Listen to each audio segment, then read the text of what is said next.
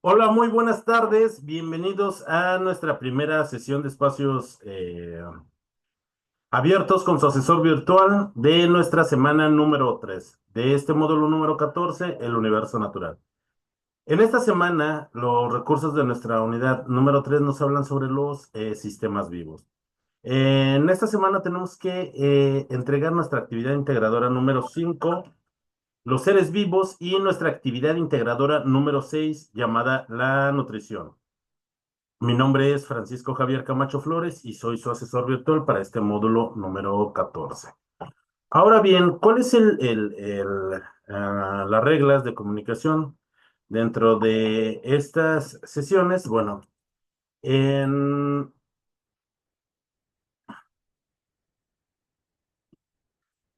si tienen alguna duda, tomen directamente el audio de esta plataforma y realicen directamente su pregunta, o bien pueden escribir por medio del chat de esta plataforma Zoom. Al terminar esta sesión, voy a estar grabando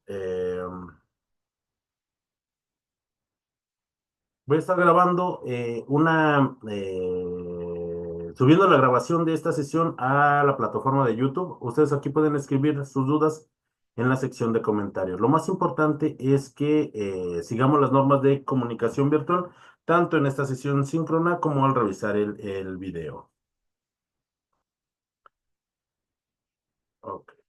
Ahora bien, ¿cuáles son los aprendizajes esperados para esta semana? Recuerden, en esta semana estamos conociendo también más ciencias experimentales. En este caso, estamos conociendo acerca de biología, de ecología también, parte de nutrición, de bioquímica. Todas estas son ciencias experimentales. En esta semana, jóvenes, aprenderemos la relación que existe entre la materia y la energía, pero dentro de los organismos vivos. Vamos a aprender también nosotros las características que tienen los organismos vivos y que nos diferencian de esa materia inerte. También vamos a aprender cómo que es que todos los organismos vivos están relacionados en sistemas biológicos muy bastante complejos. Recuerden que el propósito formativo de este módulo número 14 es reconocer las características del pensamiento científico que sustenta las ciencias experimentales. Nosotros ya aprendimos ahorita lo que es el método científico experimental, que nos lleva a la obtención de conocimiento científico, y el conocimiento científico nos lleva al desarrollo de un pensamiento científico. Analizando la dinámica del universo. Hoy terminaremos de analizar esa dinámica del universo desde un entorno de los seres vivos, comprendiendo la estructura de la materia y la interrelación que tiene con la energía. Lo más importante es cómo existe esta relación en los seres vivos.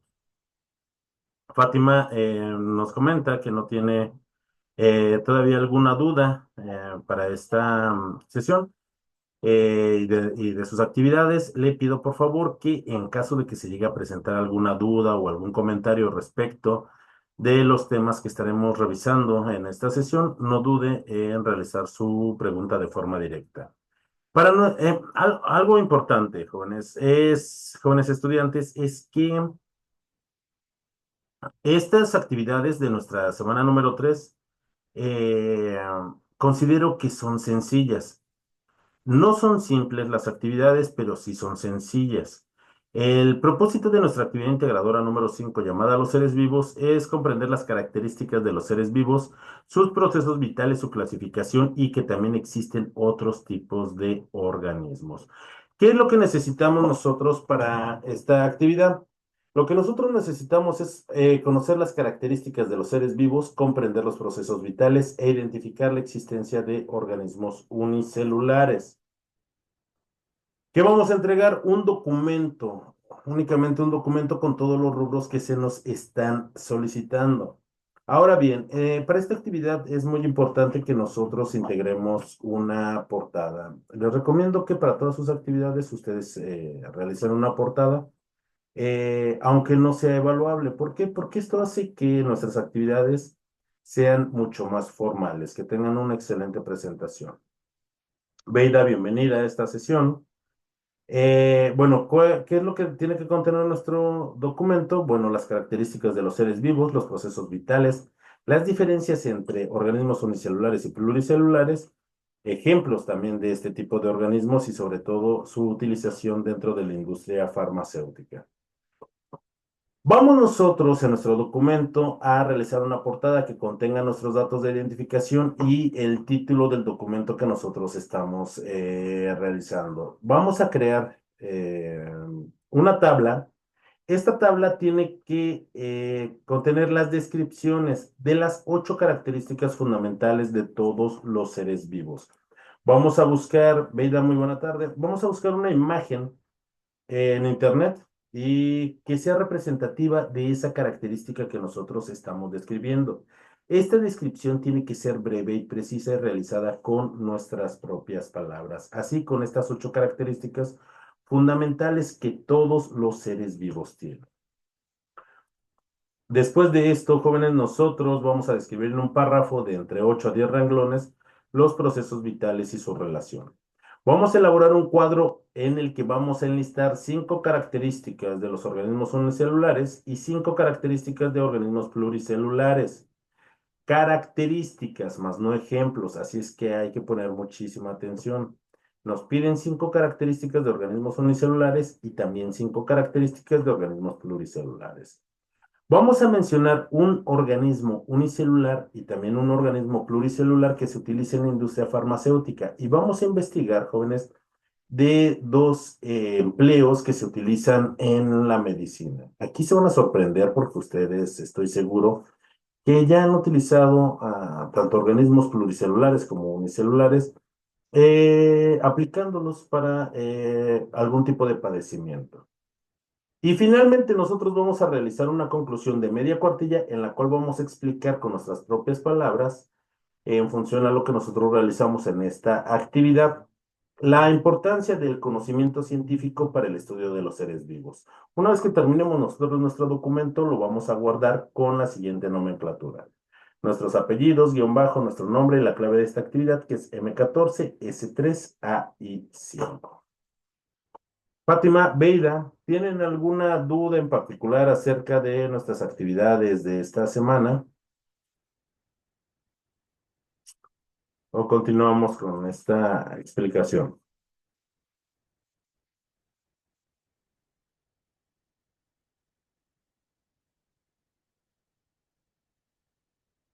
Ok, vamos a continuar entonces. Jóvenes, los seres vivos tienen muchas características, muchas, pero todos los seres vivos compartimos 8 características independientemente de qué tipo de organismo vivo seamos.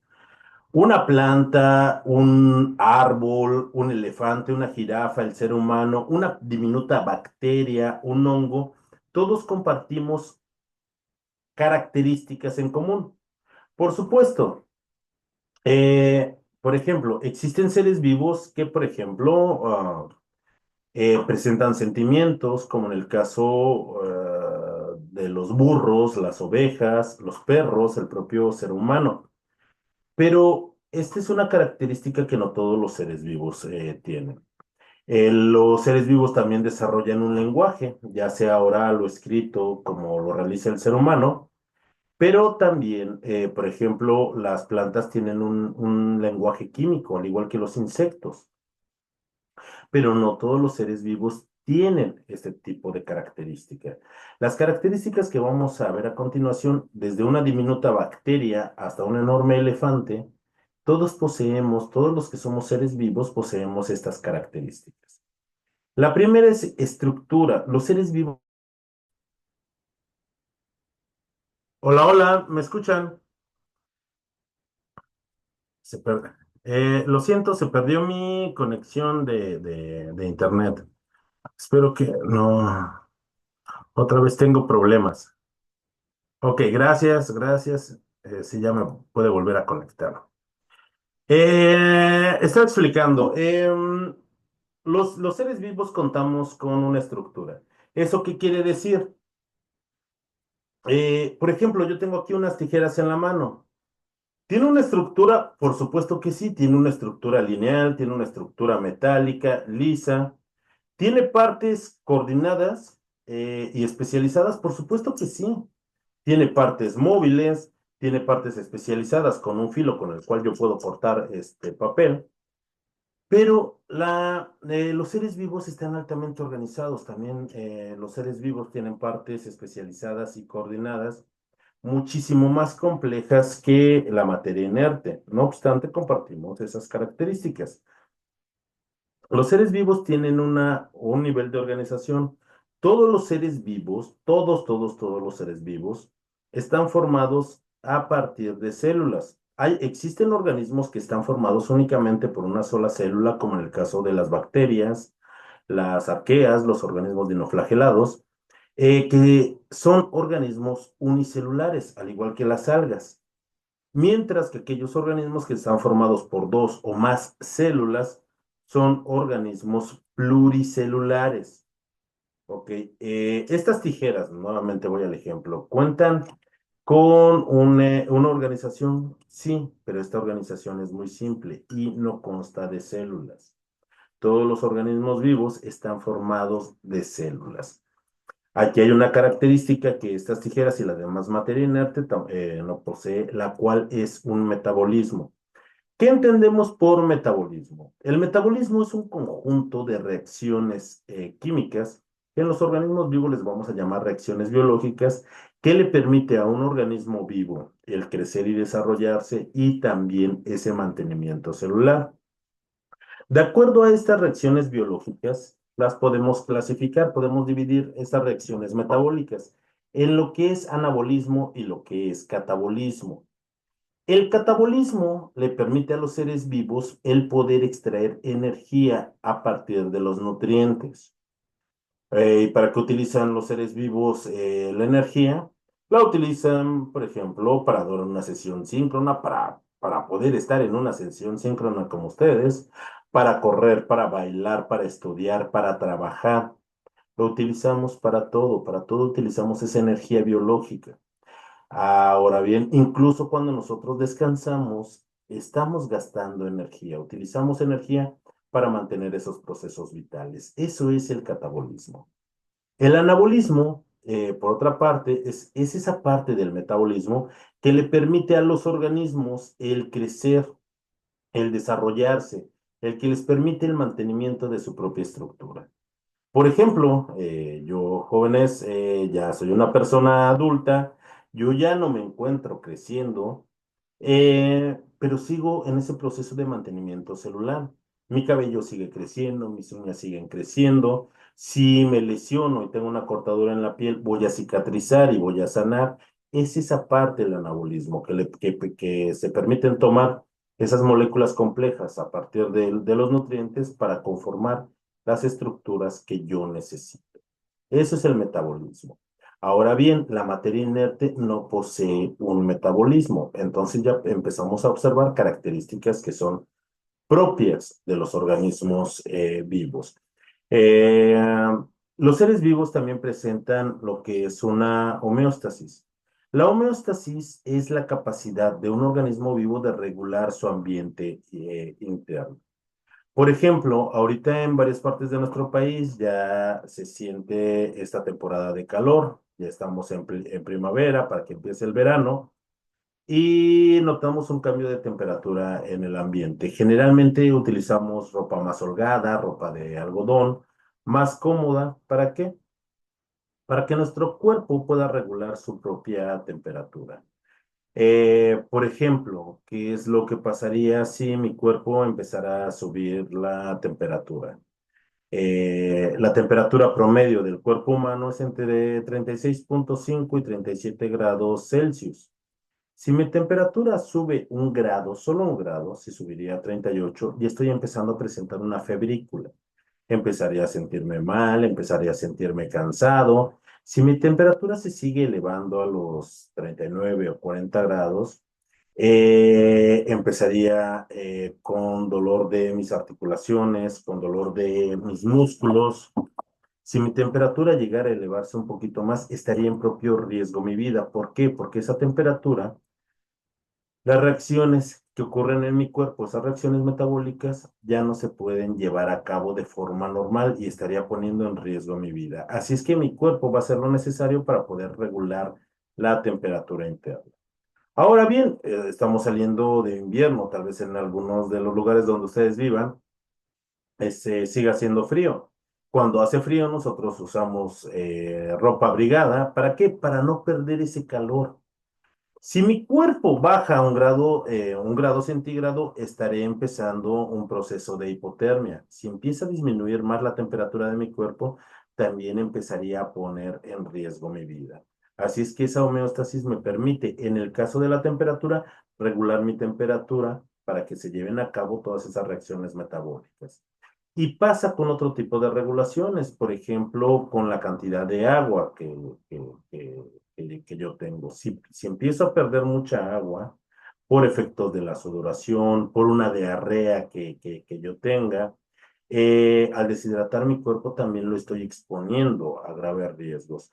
¿Qué pasaría si yo tomara agua en exceso? También estaría poniendo en riesgo mi vida. ¿Por qué? Porque esos procesos metabólicos, procesos en los que se necesitan el agua y las sales minerales, estarían en un desorden hídrico. Ahora bien,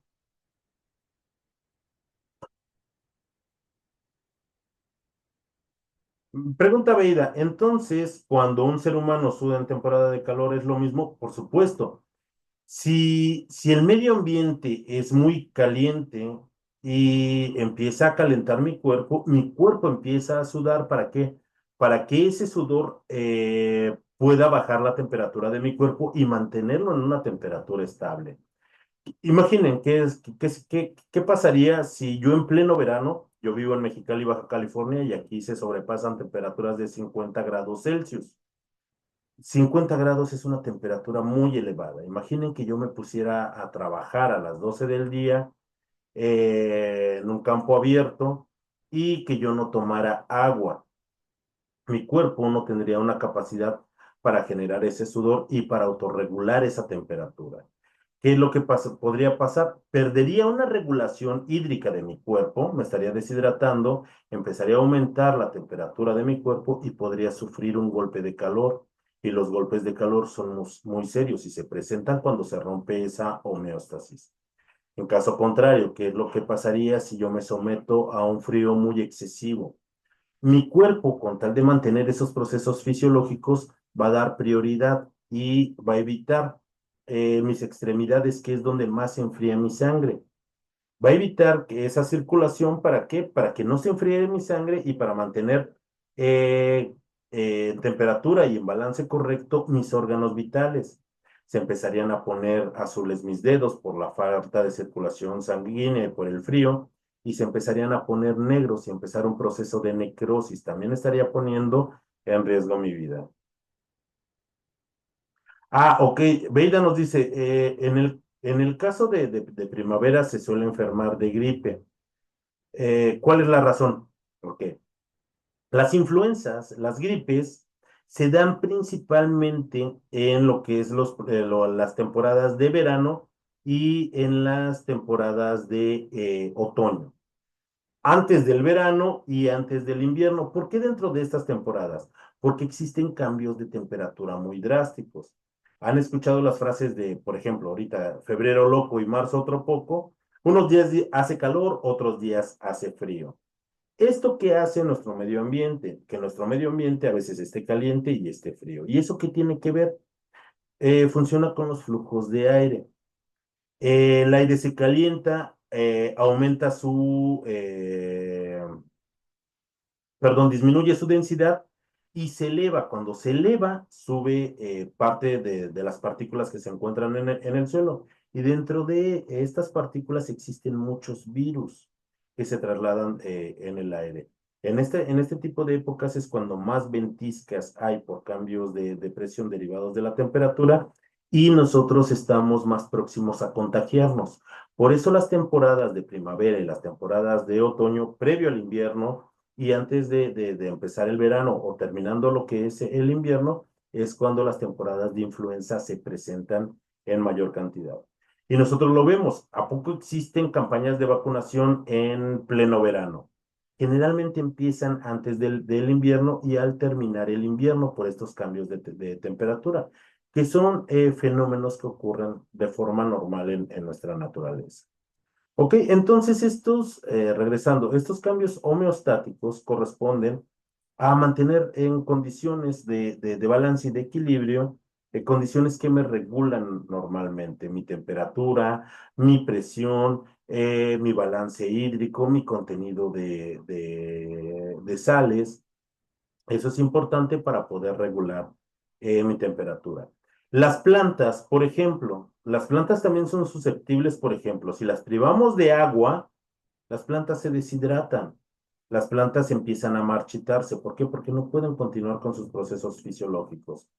¿Qué pasa, por ejemplo, si nosotros tenemos en una maceta y una planta la regamos a diario, a diario, a diario, y en la propia maceta se empieza a encharcar? Eso también le podría provocar un daño a la planta. Mucha humedad evitaría que, por ejemplo, que el agua en las raíces se drenara y que empezaran un proceso de putrefacción, dañando también a la planta. Las plantas también son muy sensibles a la temperatura. Hay plantas que soportan temperaturas muy extremas, como en Mexicali, donde yo vivo, o plantas o muy frías, como en el caso de los pinos, que soportan temperaturas muy bajas, pero los diferentes organismos tienen diferentes rangos de temperatura, de presión, de un estrés hídrico, el cual pueden soportar. Así es que esto corresponde a los procesos homeostáticos. Y esta es una característica que la materia inerte tampoco presenta. Los seres vivos también presentan un crecimiento regulado. Por ejemplo, las células de nuestro cuerpo empiezan a cambiar de tamaño, empiezan a aumentar para poder producir una división celular. ¿Para qué? Para mi propio mantenimiento celular, o por ejemplo, cuando yo me encuentro creciendo. Todos los seres vivos experimentan un desarrollo y un crecimiento regulado. Por ejemplo, si nosotros tenemos una semilla, un frijol, lo ponemos a germinar, primero va a salir una raíz, se va a convertir en una plántula, después en una planta, hasta que se produzca un arbusto. Si esta fuera una semilla de un árbol leñoso, después de ese arbusto empezaría a convertir en un árbol con unas características diferentes y con un crecimiento también regulado. Ustedes, así como me ven en este momento, su asesor virtual, pues yo no nací así. Imaginen cómo hubiera sido el padecimiento de mi madre en ese periodo de gestación.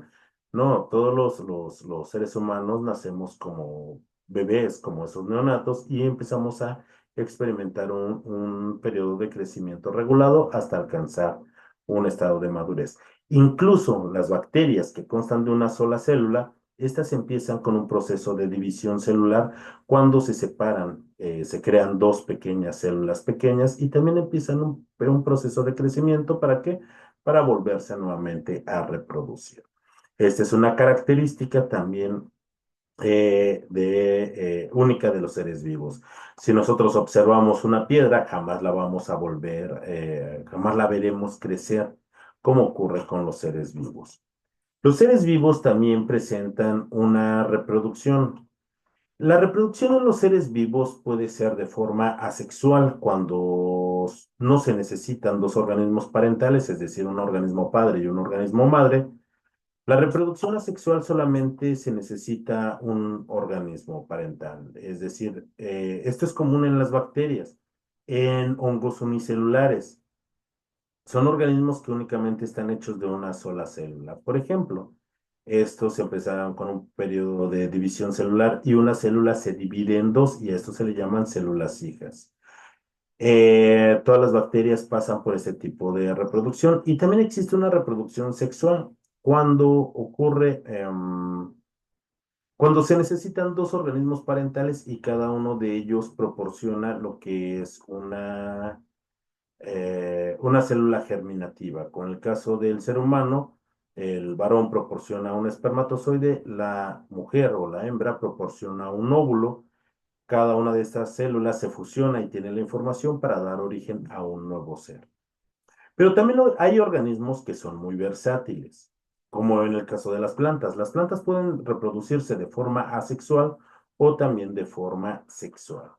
Las plantas también cuentan, por ejemplo, con órganos reproductores que se encuentran dentro de las flores. Cuentan con un pistilo, cuentan con polen, donde se producen estos gametos, cuentan con todo un sistema para esa reproducción sexual. Pero las plantas, además de esto, también cuentan con un mecanismo de reproducción asexual.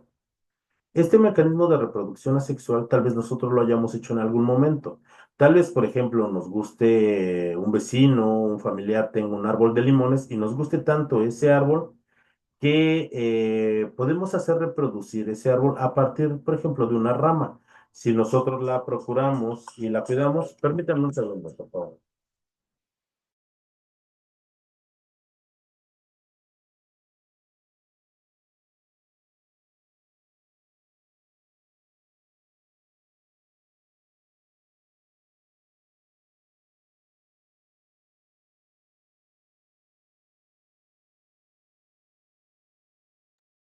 Perdón.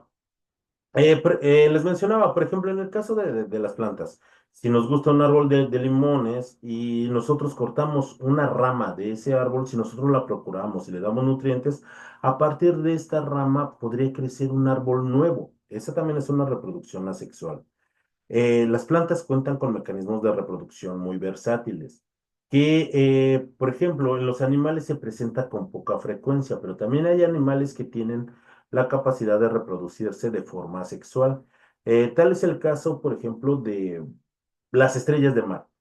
Las estrellas de mar, por ejemplo, si tuviéramos una estrella de mar, y no quiero decir que lo hagamos, si la cortamos exactamente a la mitad, de cada uno de estos fragmentos podría crecer una estrella de mar de estos fragmentos. Existen otros animales, como por ejemplo algunos gusanos terrestres, que al ser fragmentados de cada uno de esos fragmentos podría crecer independientemente un ser vivo.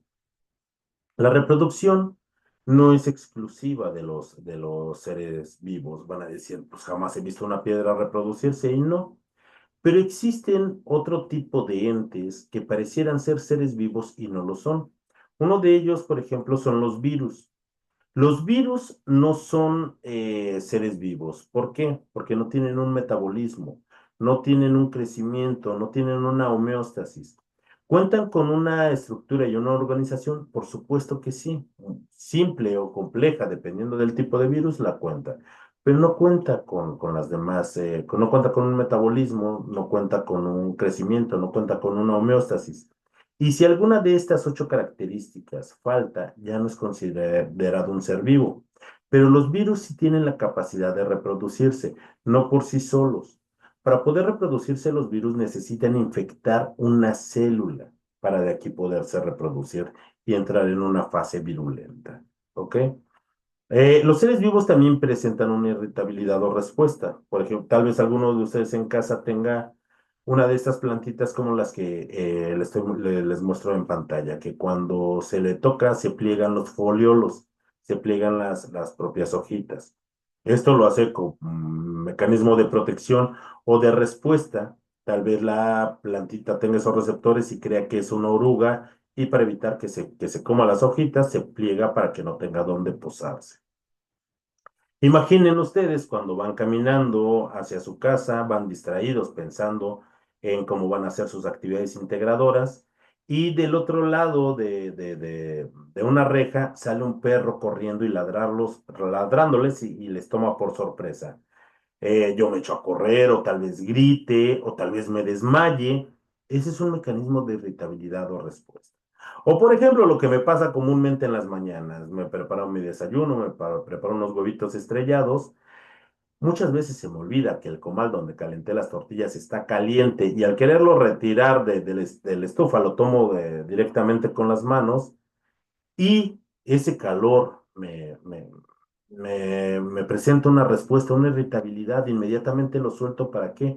Para no seguirme dañando la mano. Si no tuviera este mecanismo de respuesta, pues podría seguirme ocasionando un daño sin saberlo. Existen diferentes mecanismos de respuesta o de irritabilidad que presentan los seres vivos, pero todos los seres vivos presentan uno. Finalmente, los seres vivos pueden adaptarse. Los seres vivos se integran dentro de lo que son poblaciones y estas poblaciones de la misma especie se integran dentro de comunidades, dentro de otros, junto con otros seres vivos, formando ecosistemas muy complejos. Por ejemplo, en nuestras casas, yo les aseguro que por más que a veces se empeñen en limpiar su hogar de piso a techo, tal vez cuando terminamos, nosotros vemos que ya se metió una araña o que ya hay una mosca sobrevolando. Son otros seres vivos con los que coexistimos. Tal vez si estamos en el patio trasero y ahorita que ya está aumentando la temperatura, veamos una lagartija correr. O en la mañana nos despiertan el canto de las aves. Coexistimos con otros seres vivos en diferentes tipos de ecosistemas.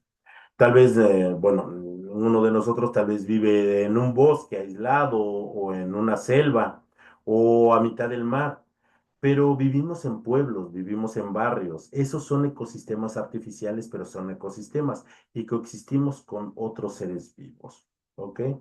Ahora bien, en la naturaleza, en los ecosistemas, cuando existe competencia por algún recurso, como en el caso de los alimentos, aquellos que estén más adaptados van a tener la posibilidad de dar ese paso evolutivo, de evolucionar, de transmitir esos genes a la siguiente generación para que esa característica se herede a la descendencia.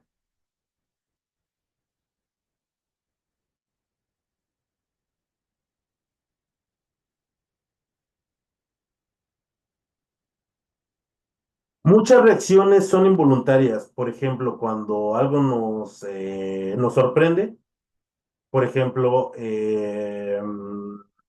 imagine que usted va llegando a su casa y detrás de la puerta se esconde un familiar o un amigo y nos brinque de repente y nos asuste, pues muchos de nosotros brincamos o gritamos.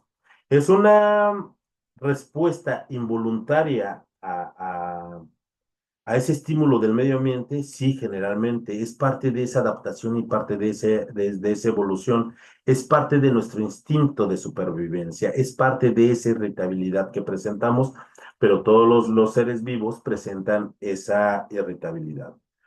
Imagínese, po- eh, es un día de verano, es un día de verano, no lo sé, usted se encuentra sentada en la acera de una calle y empieza a subir la temperatura. Empieza usted a sudar, empieza a sentir bochornos, empieza a sentir esa incomodidad, empieza a sentir esa respuesta hacia los estímulos del medio ambiente. ¿Usted qué es lo que hace? Tal vez vaya a buscar una sombra o se vaya a refugiar a su casa o algún lugar donde no esté expuesta a la luz solar, a esos estímulos del medio.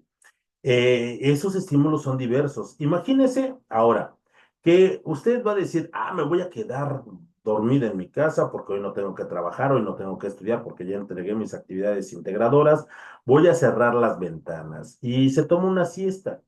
Cuando se despierta dice, ¿y qué hora es?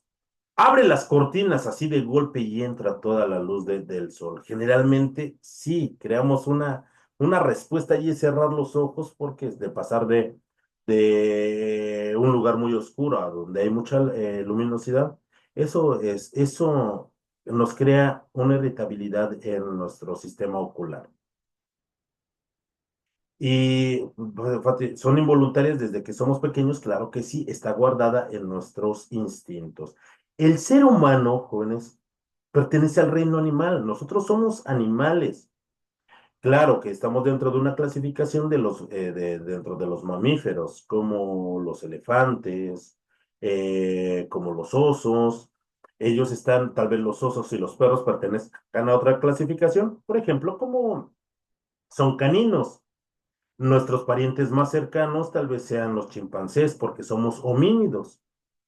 Pero hemos pasado por un proceso de evolución y también esa información que nos permite el mantenernos con vida, que nos permite mantener esas propiedades con vida, estén guardados dentro de nuestro código genético como, por ejemplo, un mecanismo de supervivencia.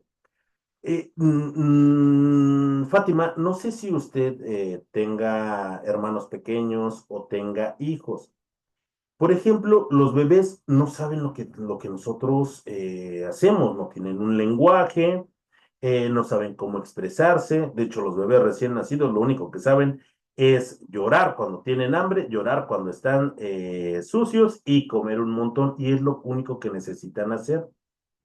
Por ejemplo, los bebés tienen el instinto muy desarrollado porque no tienen el conocimiento que nosotros ya pasamos por muchos años, pero ese instinto les hace sobrevivir, les crea una respuesta hacia el medio. Cuando son alimentados los bebés de forma natural con el pecho, cuando sienten ellos en la sensibilidad de su boca el pezón, tratan de buscarlo para empezar a amamantarse. Si nosotros los alimentamos con biberón y ponemos cerca el biberón, ellos lo sienten y su primer impulso es alimentarse. Si usted, por ejemplo, tiene a un bebé dormido y le empieza a estimular cerca de sus cachetitos, cerca de la boca, el bebé va a hacer un impulso normal por querer tomar el biberón o por querer tomar el pezón para poderse alimentar. Nadie se lo enseñó. Esa es una parte instintiva que es muy importante para esa irritabilidad o respuesta hacia esos estímulos del medio ambiente. Si el bebé no recibe este estímulo, no se va a crear esa necesidad de quererse alimentar hasta que tenga muchísima hambre y empiece a llorar por su propio alimento. Ok, Fátima, existen muchísimos mecanismos y con todos los seres vivos también son diferentes. Todos los seres vivos, todos por igual. Presentamos estas 8 características. ¿Los seres vivos pueden presentar más características? Por supuesto que sí, pero al menos estas las presentan una jirafa, un ser humano, un puma, un pequeño gusano, un arbusto. Presentamos estas 8 características y se tienen que tener estas 8 características para ser considerado un ser vivo. Ahora bien, ¿cuáles son esos procesos vitales? Todos los seres vivos, sin excepción alguna, realizan una serie de funciones indispensables para el mantenimiento y el sostenimiento de la propia vida. Estas funciones les permiten a los seres vivos tomar energía y utilizarla para sus funciones vitales. ¿Cuáles son estas? Nutrición, transporte de sustancias, respiración, el metabolismo y reproducción. La reproducción nosotros ya le explicamos. La reproducción puede ser sexual cuando se necesitan dos organismos parentales, un organismo padre y un organismo madre, o puede ser asexual con diferentes seres vivos que tienen la capacidad de dividirse para crear dos seres vivos diferentes. Ok, la nutrición. La nutrición es muy importante que la expliquemos porque la nutrición parte de qué tipo de organismos somos, si somos organismos autótrofos o si somos organismos heterótrofos. Los organismos autótrofos tienen la capacidad de sintetizar todas las sustancias que necesiten. Y esto es muy importante para nuestra actividad integradora número 6. Los organismos heterótrofos, como el ser humano, nosotros no podemos producir todas las sustancias que nosotros necesitamos. Y entonces, ¿de dónde las tomamos? Las tomamos a partir de moléculas que ya han sido preformadas, de hecho, de otros seres vivos. Nosotros consumimos otros seres vivos. Consumimos vegetales, consumimos cebollas y papas, y las cebollas y las papas son seres vivos. Consumimos pollo, pescado, cerdo, y son seres vivos. Consumimos frutas, las frutas son seres vivos. Consumimos semillas, que son seres vivos. Incluso hasta consumimos microorganismos cuando nosotros nos tomamos un yogur o un sabroso tepache. También hay seres vivos y nosotros, por medio del proceso de digestión, tomamos esas moléculas para producir energía y también tomamos esas moléculas para nuestro propio soporte vital. El metabolismo, recuerden, el metabolismo es la capacidad que tiene un organismo vivo para poder extraer energía a partir de los nutrientes y también tomar esos nutrientes para el propio mantenimiento celular, para el propio crecimiento y desarrollo. Los seres vivos transportan sustancias, así sea un organismo unicelular menos complejo que un organismo pluricelular que tiene muchas células, unicelular que solamente está formado de una sola célula. Dentro de nuestro cuerpo nosotros trasladamos muchas sustancias, muchos de ellos son nutrientes, muchas de ellas son sustancias de desecho. Transportamos gases, por ejemplo, por medio de nuestra respiración.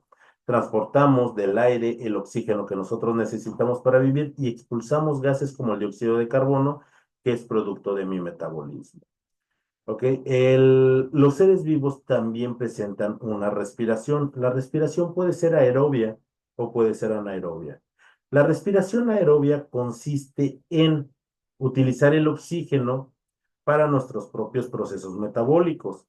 Hay organismos a los cuales, porque todos los organismos son diferentes, existen algunos organismos que eh,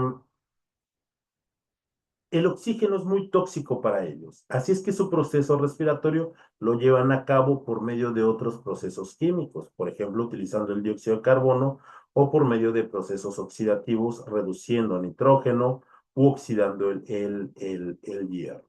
Estos procesos vitales son muy importantes para los procesos de mantenimiento de la vida. Ahora, todos los seres vivos, independientemente de una diminuta bacteria hasta una enorme jirafa, estamos hechos en proporción, no en cantidad, en proporción de los mismos elementos que encontramos nosotros en la tabla periódica. A estos elementos que se encuentran en mayor cantidad le vamos a llamar bioelementos, los cuales son el carbono, el hidrógeno, el oxígeno, nitrógeno, azufre y fósforo. Estos son bioelementos importantes para los seres vivos. Los seres vivos también están formados, jóvenes, por biomoléculas. Cuando estos bioelementos reaccionan consigo mismo, forman biomoléculas. Estas biomoléculas son carbohidratos, son lípidos, son proteínas, son ácidos nucleicos y es aquello que nos conforma estructuralmente. ¿Ok? Los seres vivos son bastante complejos. Si nosotros vemos ese nivel de estructura, todo lo que nosotros observamos, todo lo que sea materia, incluyendo los seres vivos, estamos formados por átomos. Los átomos reaccionan y forman moléculas. Existen biomoléculas que conforman los orgánulos celulares que a su vez se encuentran dentro de una célula. Como nosotros ya vimos, las células son las unidades fundamentales de los seres vivos. Existen seres vivos que están conformados únicamente por una célula. Todas las bacterias son unicelulares. Hay gran parte de los hongos que son hongos unicelulares y esto es muy importante para la parte final de esta actividad. Las algas, por ejemplo, las algas son unicelulares y existen muchos organismos que están conformados por una sola célula. Los organismos que están conformados por dos o más células son organismos pluricelulares. Cuando dos o más células tienen una función en específico, forman tejidos. Los tejidos forman órganos, los órganos se acoplan dentro de otros órganos formando sistemas. El ser humano tiene muchísimos sistemas de órganos especializados y que también tienen colaboración con otros tipos de sistemas. Tiene un sistema esquelético, tiene un sistema tegumentario, es decir, la piel, tiene un sistema linfático, tiene un sistema respiratorio, tiene un sistema digestivo, tiene un sistema reproductor, tiene un sistema nervioso, que es lo que nos hace controlar nuestro propio cuerpo. Todos estos sistemas de órganos conforman un organismo pluricelular y superior. Ahora bien, hablamos sobre organismos unicelulares y los organismos unicelulares también los podemos clasificar de acuerdo al tipo de célula que conforma este ser vivo. Vamos a tener células procariontes y células eucariontes, u organismos procariotas y organismos eucariotas. Los organismos procariotas son organismos vivos conformados por una sola célula y son organismos muy sencillos. Se llaman procariotas porque son células menos evolucionadas. El DNA que los conforma se encuentra esparcido en el citoplasma. Pueden presentar una membrana celular, presentan ribosomas. Algunos de estos pueden vivir en ambientes muy extremos, como en ambientes sin oxígeno, en ambientes muy alcalinos. Generalmente se reproducen por bipartición o un fenómeno que se llama fisión binaria y la mayoría de estos son heterótrofos, no pueden producir todas las sustancias que se necesitan.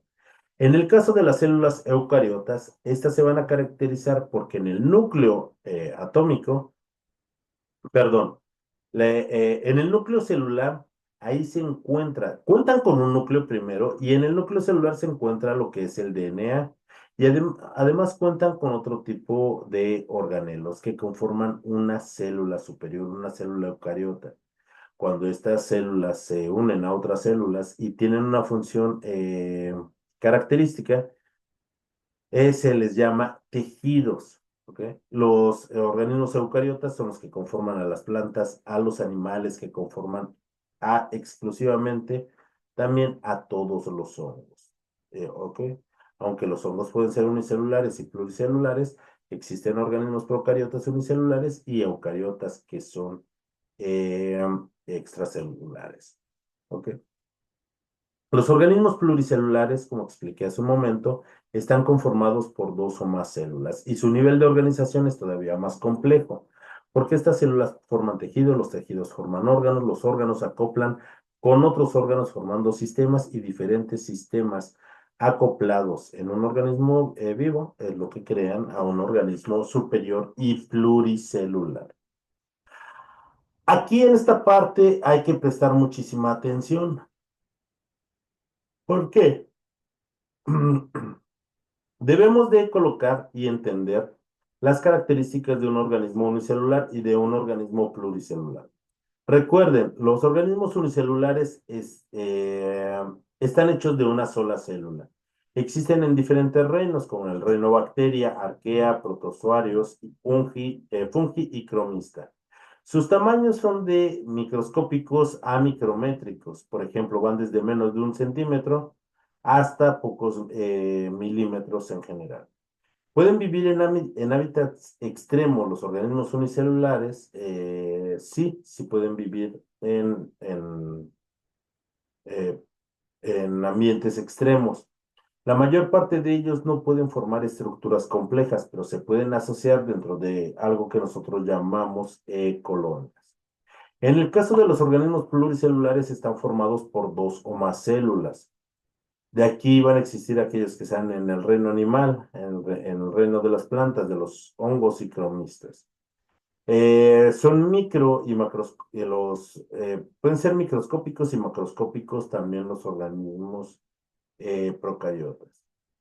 Eh, Existe una alta especialización celular en la conformación de estos organismos y esa es la forma en cómo nosotros clasificamos a los organismos unicelulares de los organismos pluricelulares. Ahora sí, en la parte final, nosotros debemos de identificar un organismo unicelular que esté hecho de una sola célula y cuáles son sus aplicaciones, por ejemplo, en la investigación o en el desarrollo de nuestras prácticas.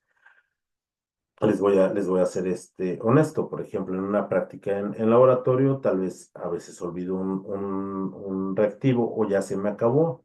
Entonces empiezo a hacer pruebas con otros reactivos y con otros dispositivos a ver si tienen la misma velocidad para poderlo realizar. Mientras tanto, sí es importante que nosotros entendamos bien acerca de los organismos unicelulares que se utilizan en la industria farmacéutica y también de los organismos pluricelulares. Hay algo muy importante que me gustaría que quedara claro. Saccharomyces no es un organismo pluricelular, es un hongo levaduriforme y es un organismo unicelular.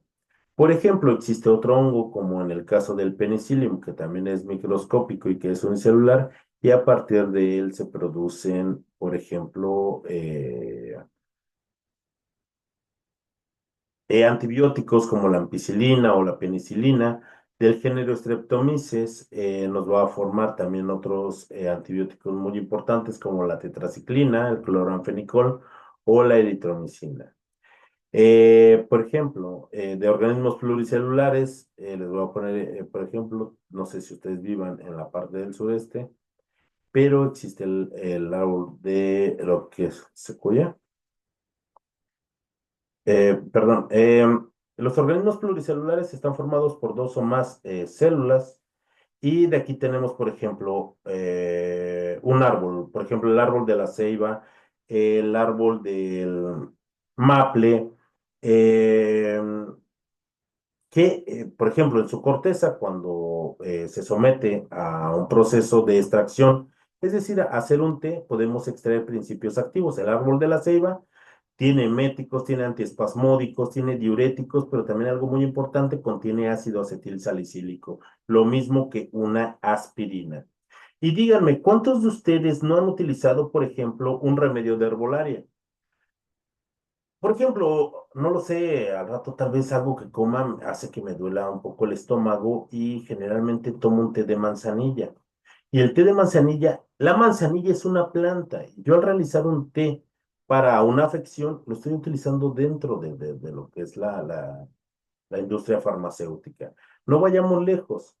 Por ejemplo, cuando me golpeo por hacer ejercicio o por un accidente y tengo una inflamación en mi piel o en alguna articulación, lo que utilizo es hacerme un té de árnica. Y cuando no encuentro la flor, entonces voy al supermercado, voy a la farmacia y compro un té de árnica. Y es más, por ejemplo, si digo, a lo mejor me duele mucho y no tengo cómo prepararme un té, voy a la farmacia y pido un ungüento de árnica. Hoy en día existen en gel y desinflaman muchísimo, muy rápido.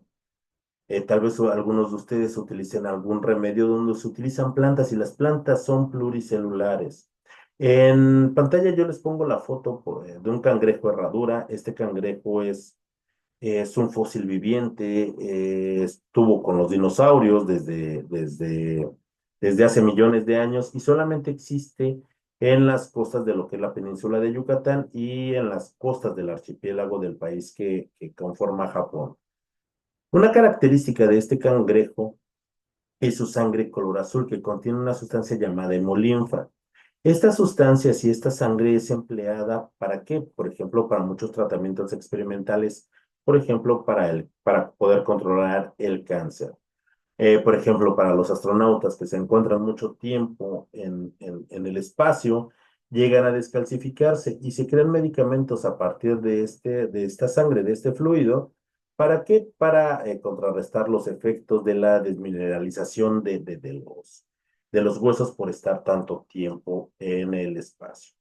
Y finalmente, todo lo que nosotros aprendemos, jóvenes, todo ese conocimiento que se genera a partir de la aplicación del método científico experimental, nos genera conocimiento científico.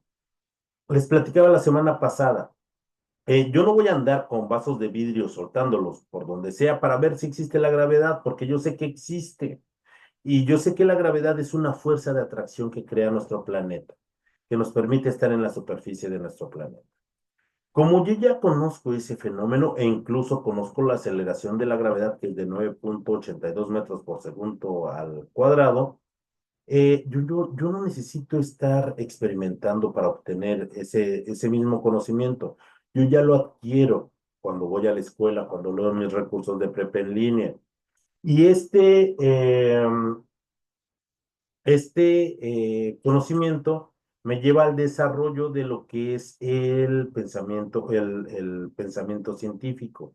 A partir del método científico experimental, yo obtengo conocimiento científico y muy importante, a través de este conocimiento desarrollo un pensamiento científico. Y adivinen qué, otra vez me, este, me excedí en la explicación de la actividad integradora número 5. Espero que haya profundizado en esta actividad.